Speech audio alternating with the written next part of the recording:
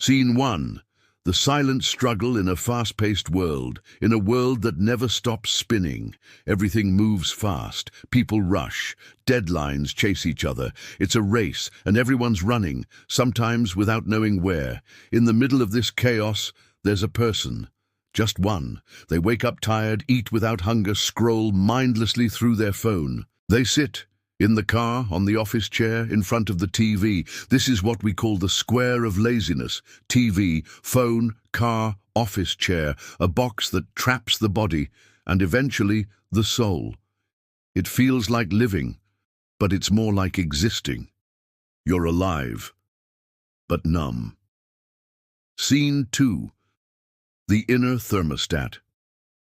But beneath the surface, your body is doing something incredible. There's a built-in system, a biological thermostat, that keeps everything in balance. It's called the endocrine system, a network of powerful glands: the thyroid, the adrenal glands, the pituitary gland. Take the thyroid, for example. It produces a hormone called thyroxine. Too much of it, you burn fat like a furnace. Too little, you gain weight, feel sluggish, tired, sleepy. And who controls these glands? The pituitary. And who controls the pituitary? The nervous system, and above all, your mental state. Scene 3. When emotions hijack the body. Yes, your emotions, the invisible hand behind the scenes. A person suffering from anxiety may never gain weight, no matter how much they eat, because their inner fire is constantly burning. Another person may binge on food and sleep endlessly, trying to escape a storm inside them. That storm often ends in obesity, because sometimes eating is not hunger, it's emotional pain management, and sleeping just another escape. So the weight piles up, not just physically but emotionally. Obesity can be caused by hormonal imbalance, yes, but more often, it's caused by the emotional imbalance we live with every single day. Scene 4. Two worlds of healing, Freud versus the Qur'an. Here comes the big question. How do we heal? Freud's answer? He believed repentance is regression. Guilt is sickness. Self-restraint is repression.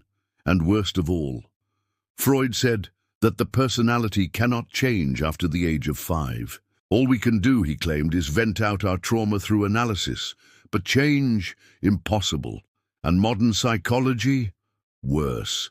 It skipped the analysis and went straight to sedatives, pills, and chemicals. Treatment became numbing. But there's another way. A divine path.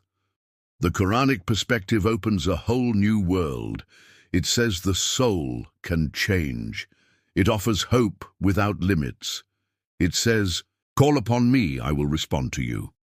Indeed, Allah forgives all sins. Think about Omar ibn al-Khattab, once a man of violence and anger, then overnight, a symbol of justice, wisdom, and strength. In 24 hours, his soul flipped from one extreme to the other. That's divine transformation. Scene 5, the power of inner faith. Faith changes everything. When you believe in God, you believe that every pain has a purpose, every delay has wisdom, and every test has a meaning. Indeed, with hardship comes ease. You may hate something, and it is good for you. This belief doesn't just comfort you, it organizes you from the inside. No more anxiety, no more fear of the unknown. You realize there's only one to fear, only one to please. This is what we call the unification of the self. It's not psychology, it's liberation. No more seeking escape in food or sleep. No more emotional eating. The problem is solved at the root.